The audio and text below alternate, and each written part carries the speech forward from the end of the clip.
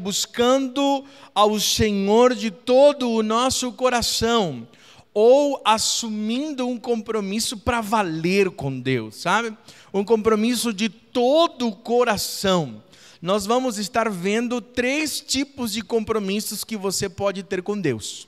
Um compromisso de todo o coração, um compromisso de meio coração e um compromisso de coração nenhum. Tá bom? Então essa é a nossa proposta hoje, para compartilharmos um pouquinho. Nós vamos estar vendo a história de 3 desses reis, tá bom? E vamos estar meditando um pouquinho quais são as características desse tipo de compromisso que nós temos. Alguns anos atrás eu li uma frase que diz o seguinte, que se você sempre vai ser uma pessoa de compromisso, com alguma coisa você vai estar comprometida. A questão é com o que você vai se comprometer. Mas tudo que está ao nosso redor exige compromisso. Tudo. E o pastor, inclusive, dizia para os pastores assim: se vocês, pastores, não pedem compromisso às suas ovelhas, outras instituições e outras pessoas vão pedir compromisso. Portanto, essa é uma ideia de que eu gostaria que, além de você entender a ideia daquilo que acontecia em Isaías capítulo 1, você entenda o contexto que estava por trás de todo esse capítulo 1 que nós vimos a semana passada.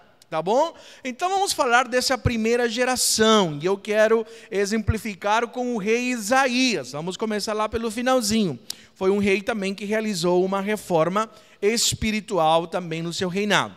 Ali em 2 Crônicas, capítulo 29, do versículo 2 ao 3, e depois o capítulo 31, versículo 1. Não vou ler toda a história de Ezequias, isso vai ficar de lição para casa, é uma lição muito linda. A história ali em Crônicas, como também em Reis, você pode acompanhar, mas eu gosto demais deste rei, de Ezequias. Vou ler apenas 3 versículos que falam a respeito da história dele, tá bom? 2 Crônicas, capítulo 29, do versículo 2 ao 3, e depois o capítulo 31, o versículo 1.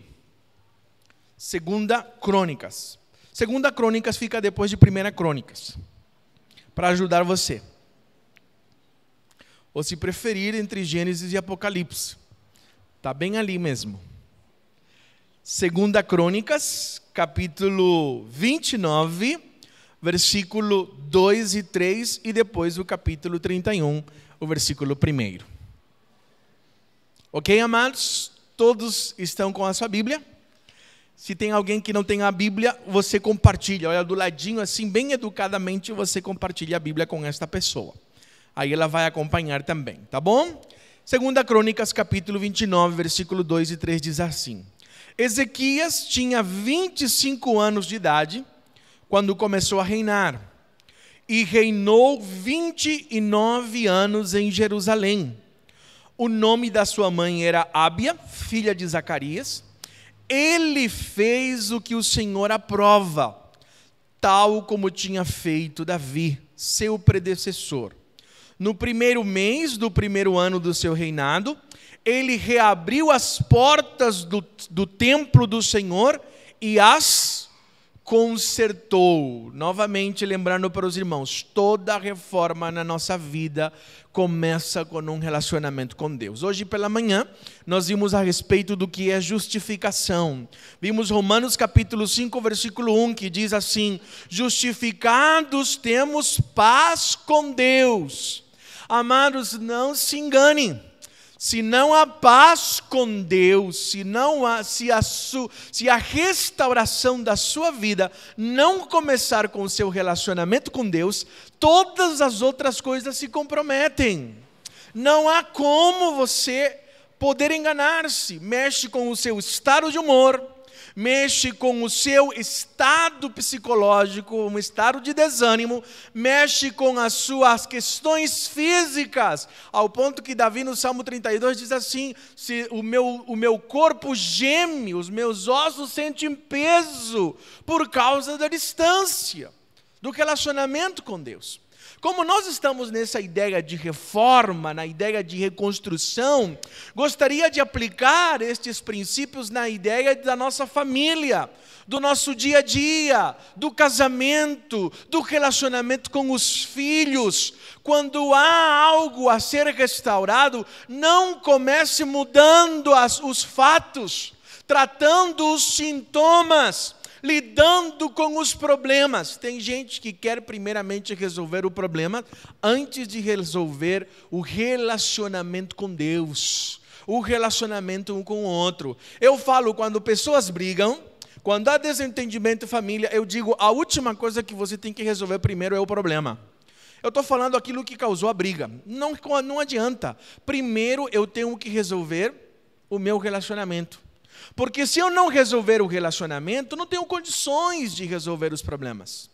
Quando você está percebendo que há consequências de desobediência, de pecado, de distância, as coisas não estão certas, lembrando que templo aqui tem a ver com relacionamento com Deus, porque é o Antigo Testamento, tá, amados? Deus habitava e estava no seu santo templo. Hoje o templo do Senhor sou eu, e Ele está em todos os lugares. Restaurar o templo era restaurar o relacionamento com Deus. Ezequias, um jovem de 25 anos, numa compreensão espiritual, Crônica vai dizer, ele fez a vontade de Deus, e a primeira coisa que ele faz é restaurar as portas, a ideia de começar uma restauração pelo relacionamento com Deus. Olha o que vai dizer o capítulo 31, versículo 1. Além dessa reforma espiritual, né, do templo, que é um símbolo da presença de Deus, do relacionamento com o Senhor, olha o que vai dizer a respeito de Ezequias. Quando a festa acabou, os israelitas saíram pelas cidades de Judá e despedaçaram as pedras. Essa festa é a festa da Páscoa, as pedras sagradas, e derrubaram os postes sagrados, que eram os ídolos. Eles destruíram os altares idólatras em todo Judá e Benjamim, e em Efraim e Manassés. Depois de destruírem tudo, voltaram para suas cidades, cada um para a sua própria propriedade. Olha que coisa interessante que a Bíblia vai nos ensinar aqui. De que não adianta apenas resolver o relacionamento. Este relacionamento, quando você começa a se relacionar com Deus, Deus vai querer de você um compromisso, e esse compromisso implica aí sim em ter um tempo de restauração. Tirar da nossa vida, da nossa família, e arrancar aquelas coisas que estão interrompendo o relacionamento com Deus. O que a Bíblia está nos ensinando aqui? Que uma pessoa que é todo o coração para Deus, ele entende que o primeiro passo é um relacionamento com Deus, mas também que ele é um chamado a poder reconciliar outras pessoas com Deus. Ou seja, não basta na nossa vida você dizer que tem um relacionamento com Deus, mas ao seu redor, na sua família, os ídolos, os postes ídolos, tudo aquilo que causa idolatria, ainda está ali. Ainda está ali. Não funciona, porque o coração está dividido. A palavra de Deus sempre vai nos mostrar a diferença que havia no coração de Davi, apesar dos seus tropeços, das suas falhas, da sua humanidade, da sua pecaminosidade. Perceber a diferença de Davi para Salomão era exatamente essa. Davi foi todo o coração para Deus, enquanto Salomão, ele foi meio coração para Deus. Ezequias, ele está aqui numa reforma.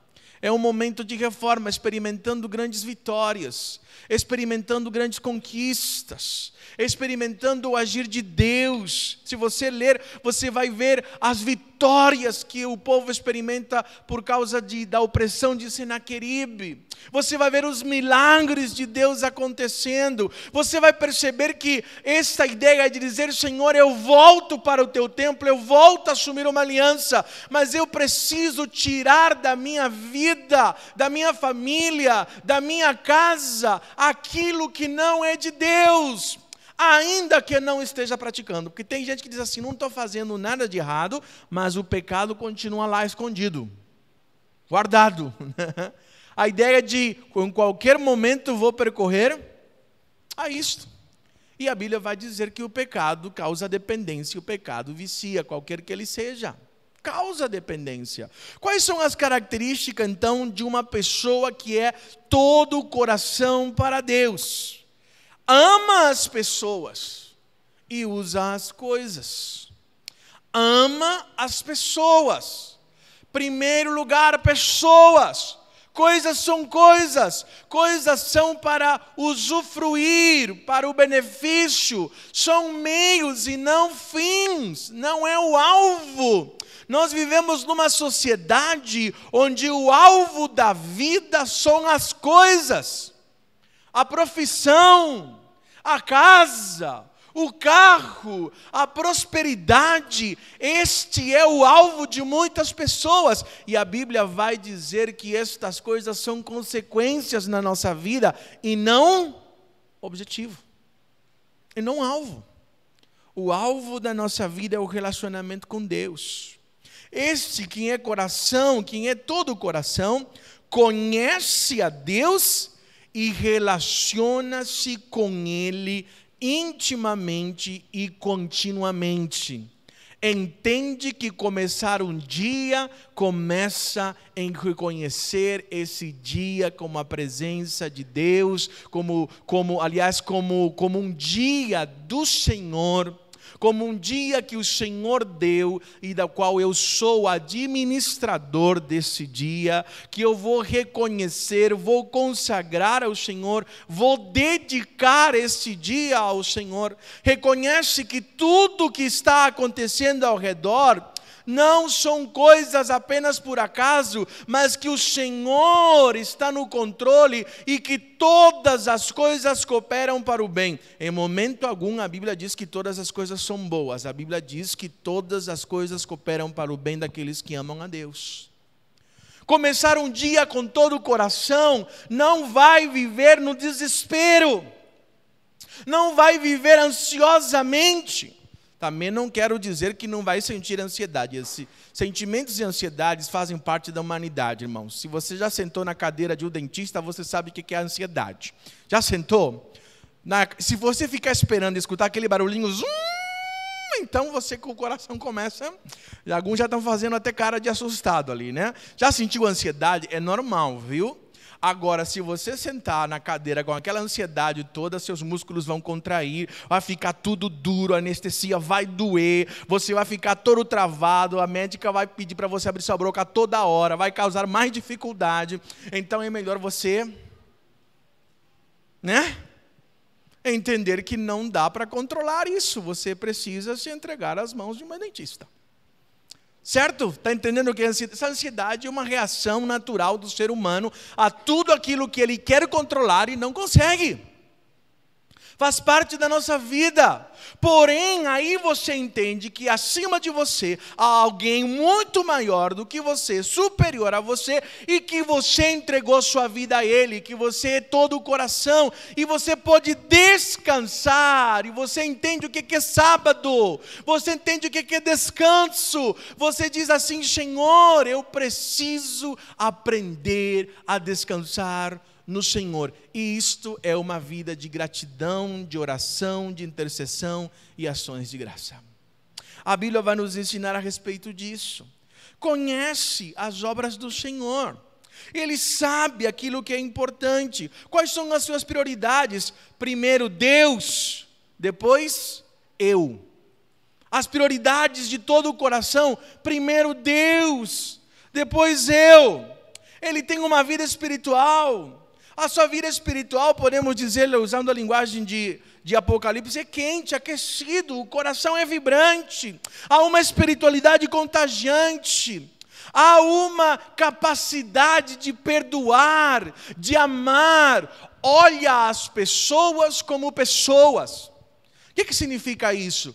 Quando a gente olha as pessoas como pessoas, que as pessoas falham, e que nós temos que perdoar e muitas vezes também pedir perdão. Não vive um mundo irreal, não está olhando as pessoas como se fossem anjos, nem muito menos como se fosse demônio também.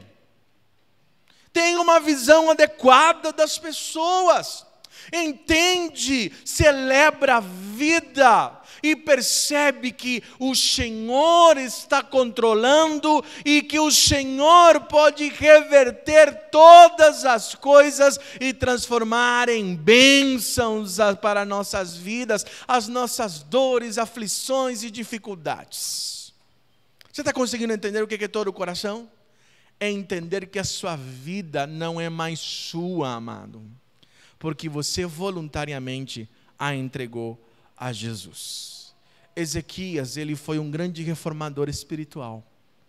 Ezequias, ele foi um homem que ele não apenas seguiu de todo o coração ao Senhor, mas também ele se preocupou em influenciar, e o povo, ele percebeu, e quando havia a celebração da Páscoa, não foi apenas uma celebração que nem em Isaías 1, que não fazia diferença nenhuma. Após a festa, o povo saiu para transformar. E esse é meu desejo nesta noite, irmãos, que você sair daqui, você destrua uma série de coisas que estão fazendo você pecar, que estão destruindo a sua família, que estão destruindo o seu casamento, que estão destruindo a sua vida emocional, que você lute pelo sofrimento, pelos vícios que você criou por meio do pecado, que você apague aquele monte de coisas sujas que você tem no computador, que você joga aquelas revistas fora, que você elimine as pessoas do seu Face, ou se não você corte o seu Face de uma vez por todas, se não te faz bem. Que você apaga aqueles celulares de homens e mulheres que levam você para o caminho errado. Que você termine aquele namoro que não está sendo bênção na sua vida. Que você largue aquela vida que Deus não escolheu para você. Porque você tem que entender que seguir a Jesus é uma vida de compromisso, de sacrifício, de dizer não para dizer sim ao Senhor. Ezequias conduziu o povo a essa reforma espiritual. Agora vamos ver outro rei. Vamos ver um segundo compromisso. Um compromisso meio coração. Esse sujeito, eu já falei domingo passado, mencionei um pouquinho, agora a gente vai estudá-lo. O sujeito chama-se Jotão, né? 2 Crônicas, capítulo 27, versículo 1, versículo 1 e 2.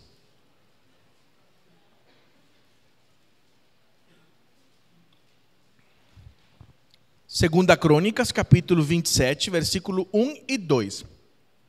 Você marque na sua Bíblia aí, agora você vai um pouquinho lá para 2 Reis, que é a passagem paralela. Você vai encontrar sempre em Reis e em Crônicas os personagens, mas tem algumas coisas diferentes ali.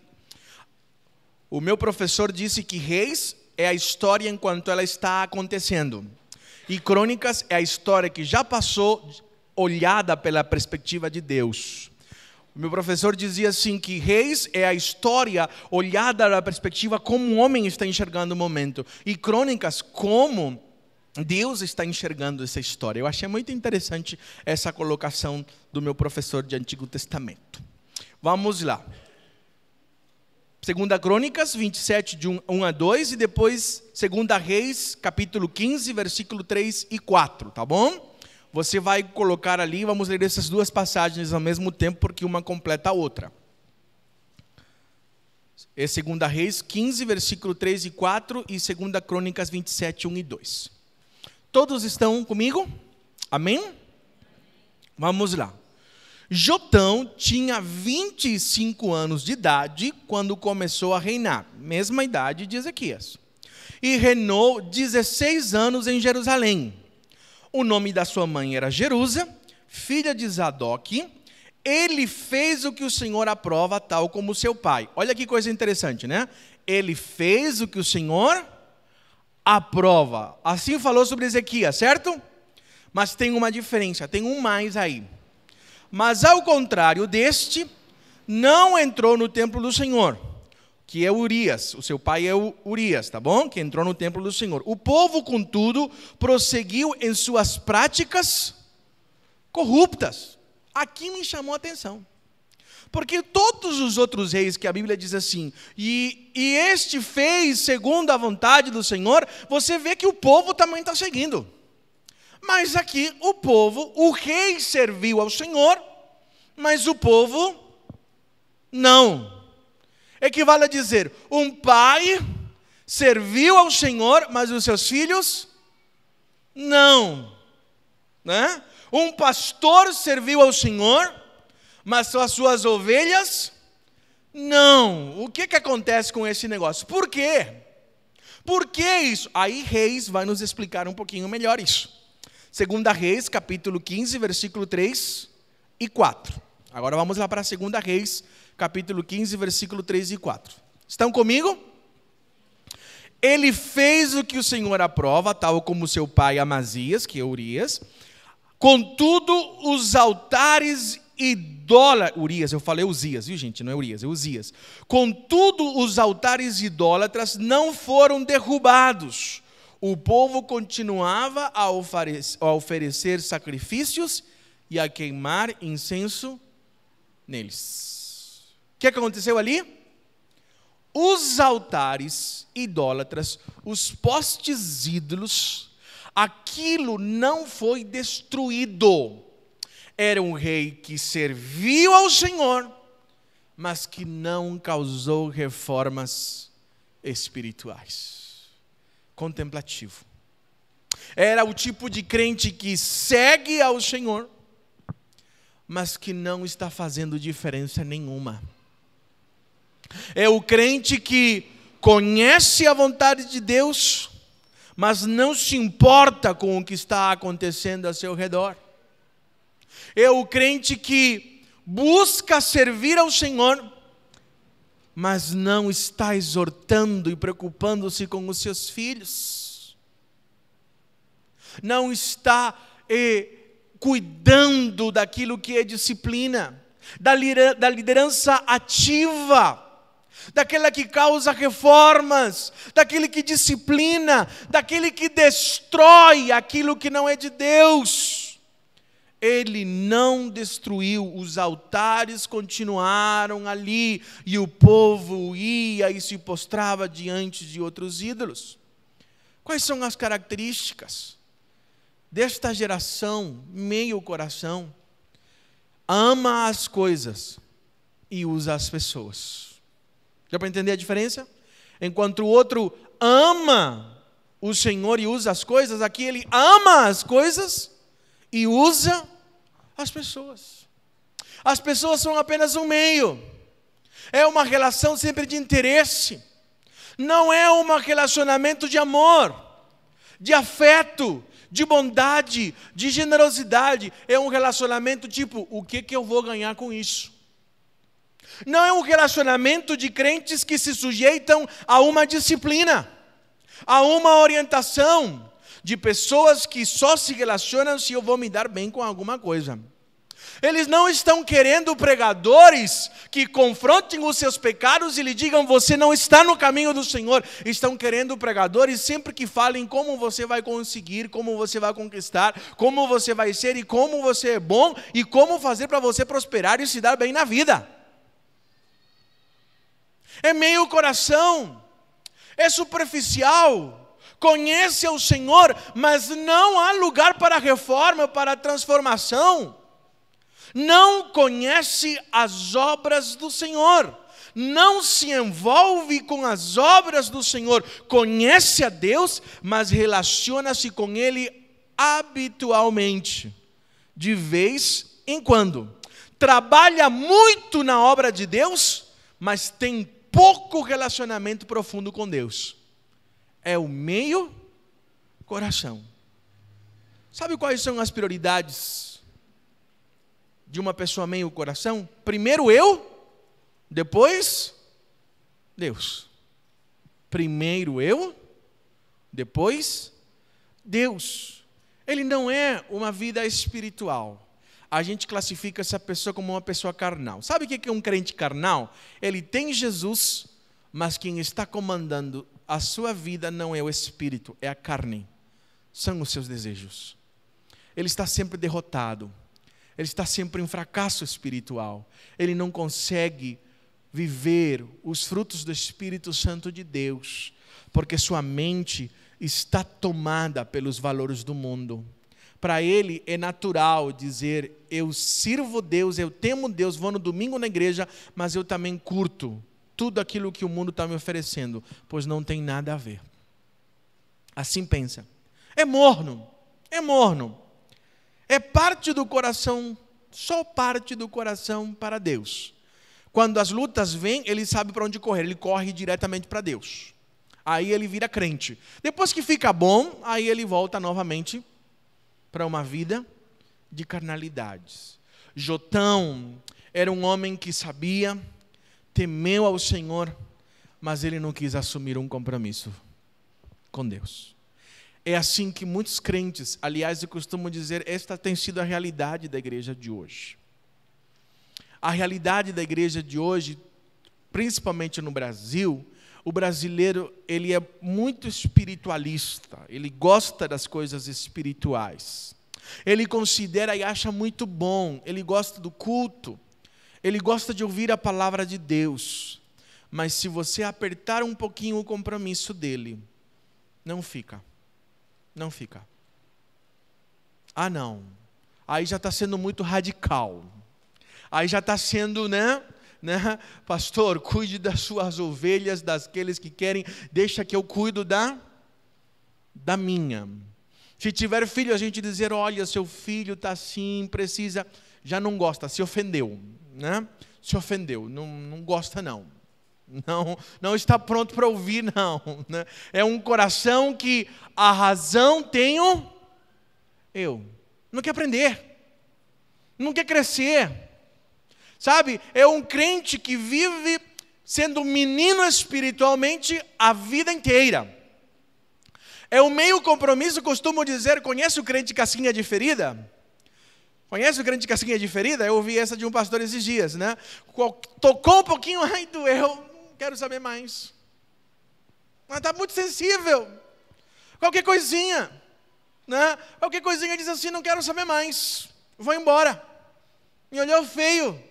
Não me viu, não me cumprimentou, a minha ideia não foi aceita, passaram por cima do meu projeto, não ouviram minha sugestão, não quero mais nem saber, vou embora.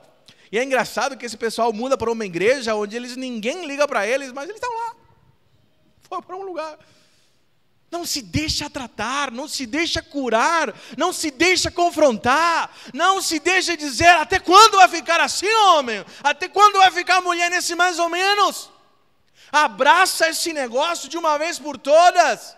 Não entende que o que falta na sua vida é autoridade espiritual. A autoridade espiritual vem, eu quero seguir Jesus de verdade. Eu vou me entregar de verdade. Eu vou abraçar Jesus Cristo de verdade.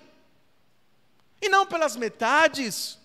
Eu quero um compromisso sério com Jesus. Ou é sim, ou é não. Mas não dá para ser as metades.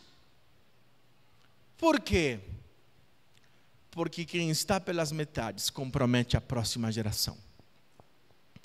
Quem está pelas metades, a próxima geração, não vai ser nenhum coração. Vai ser nenhum coração. Esse é o exemplo que nós continuamos tendo ali. Agora é o rei Acás. Vamos lá para 2 Crônicas, capítulo 28, versículo 1 ao 5. Que foi o rei depois de Jotão. Ezequias foi depois de Acás, tá bom? Uzias foi o pai aqui de Jotão. Então nós começamos pelo final, porque houve uma reforma ali. Mas aqui você vai ver Acás. Jotão, ele seguia o Senhor, mas não destruiu os altares. Olha a consequência disto do ponto de vista de gerações. Capítulo 28, versículo do 1 ao 5.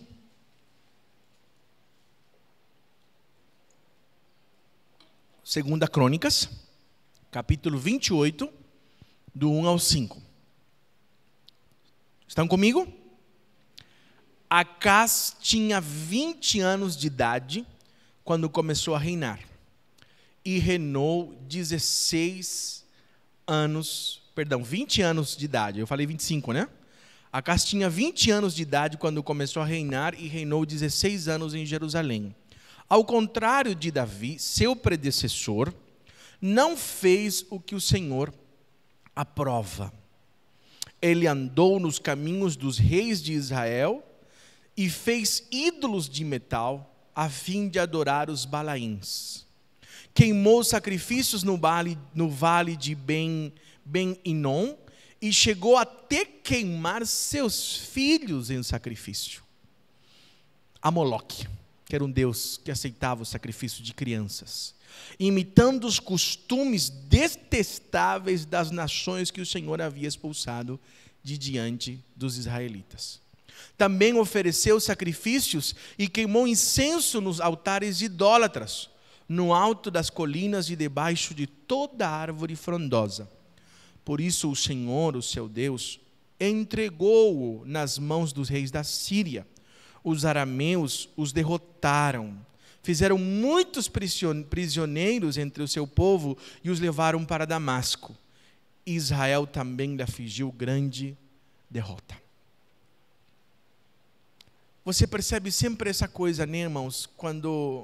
Quantas vezes eu, como pastor, falo às vezes com alguns pais e digo assim: cuidado com os seus filhos. Não abra mão disso. Diga não. Posicione-se. Você não pode tomar decisões por um filho, mas você pode se posicionar.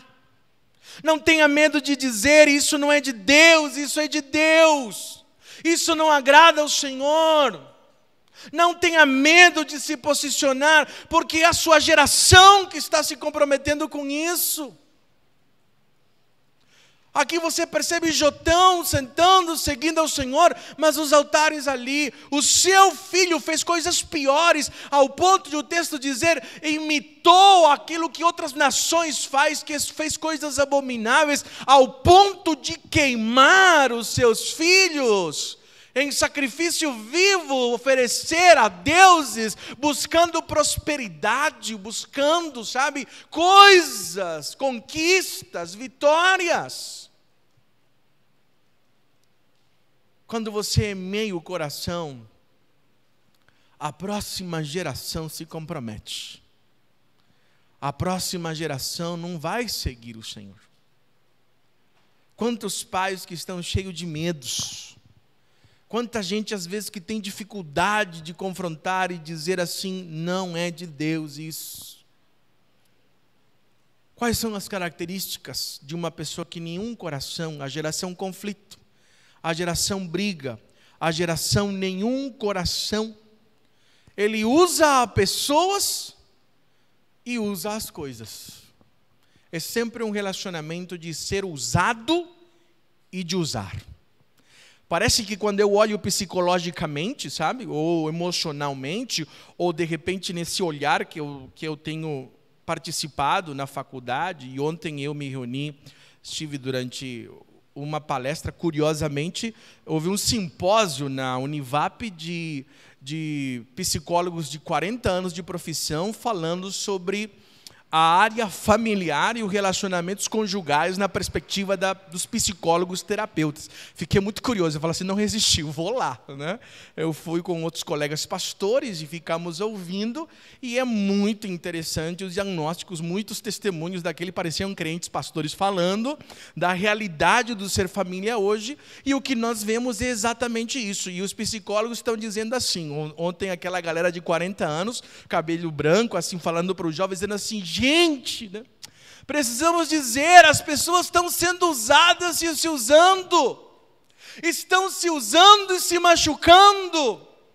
Ele está dizendo assim, os relacionamentos de casamento cada vez mais, não é porque eu quero casar e construir uma coisa para você, mas é porque eu quero conquistar, e eu me caso para mostrar que eu consegui, que eu conquistei, mostrar para meu pai, para minha mãe, para a sociedade, olha com que mulher bonita eu casei, olha que homem próspero, o que eu tenho, é coisas.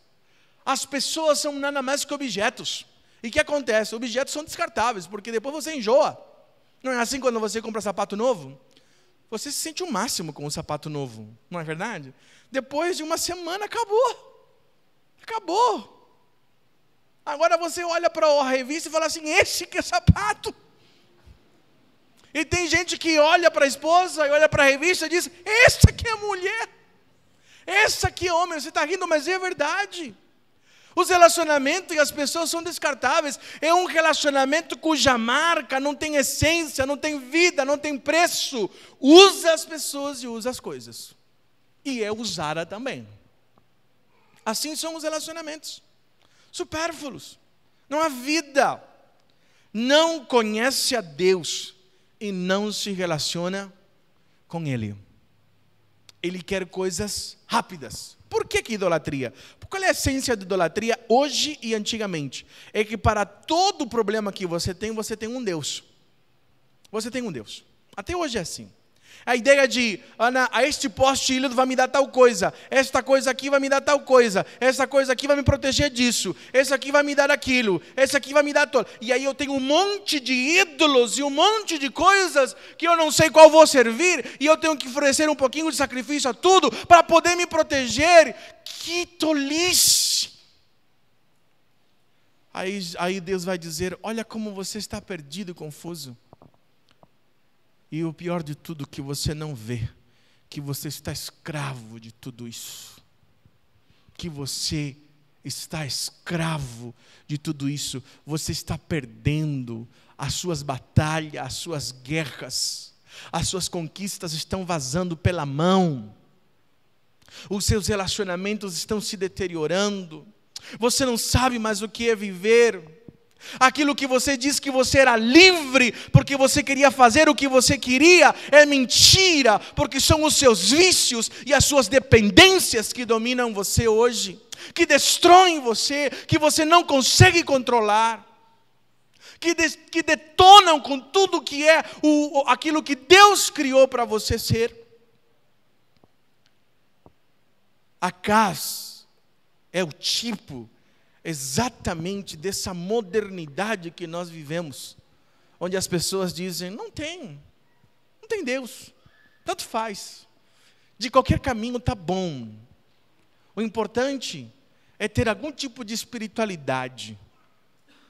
Esta tem sido uma filosofia que tem destruído muita gente, e hoje eu vejo a geração tentando ir para Ezequias novamente, sabe? Eu vejo uma geração, assim de pessoas da minha idade principalmente, o pessoal dizendo assim, eu não estou indo na igreja, mas eu estou começando a ir, e geralmente porque tem filho pequeno. Fala assim, porque eu tenho um filho pequeno agora, e agora eu estou vendo que aquilo que meus pais me ensinaram, aquilo que eu aprendi, eu quero que meus filhos aprendam. Eu não estou indo, mas eu quero que os meus filhos compreendam e entendam as coisas de Deus. E eu falo, foi uma geração de meio coração, e hoje percebe do quanto tempo se perdeu por causa dessas coisas. Não conhece as obras do Senhor. As prioridades, quais são? Primeiro eu, e depois eu. Eu sou o centro. É bem humanista, é homocêntrico. Tudo tem a ver com o meu jeito, minha maneira de ver. Não tem a ver com o que Deus, qual é a vontade de Deus. Tem a ver com os meus desejos. Uma pessoa natural, nunca nasceu de novo, não se entregou a Jesus, frio com as coisas de Deus, nenhum coração para Deus. E sofre as consequências das suas escolhas e das suas decisões. É nesse tempo que Isaías está sendo profeta. É durante esses reinados que ele começa a dizer essa realidade espiritual. Nesse período de Jotão, de dizer assim: volte-se para Deus. Volto a lembrar Isaías capítulo 1, versículo 18. Venham, assente-se, conversemos. Eu posso transformar as manchas feias de vocês, que são tão vermelhas como o sangue, brancas como a neve que acabou de cair. Venham, assumam um compromisso. Você é aquilo com que você se compromete. Você se torna no final da vida com aquilo que você se comprometeu, com aquilo que você abraçou, com aquilo que você viveu. A história dos reis nos mostram as gerações, o que acontece de geração a geração. Se nós não tivermos cuidado, esta história de reis nos mostra que filho de crente não é crentinho. Que é necessário que cada um aprenda a se relacionar com Deus. E que é importante que nós entendamos que não dá para conviver com as coisas que não são de Deus. Por isso a nossa posição de dizer não. Esta não é a vontade de Deus. Não é a vontade de Deus. Essa é a nossa posição. Por isso, amados, a palavra de Deus nos orienta, nos ensina a que você compreenda que o que Deus quer de você é um compromisso de todo o coração. É uma palavra para você entender o contexto de Isaías. Desafio você a ler o livro de Isaías, os primeiros capítulos pelo menos, que nós estamos nessa jornada, domingos. Domingo que vem, vamos ver o encontro de Isaías com Deus. O chamado de Isaías. Esse encontro que transforma vidas. Que é também um encontro que Deus quer ter conosco. Semana que vem, pelo mesmo bate-canal, você não pode perder as cenas dos próximos capítulos. Queria que você curvasse sua face, por favor. Vamos falar com Deus.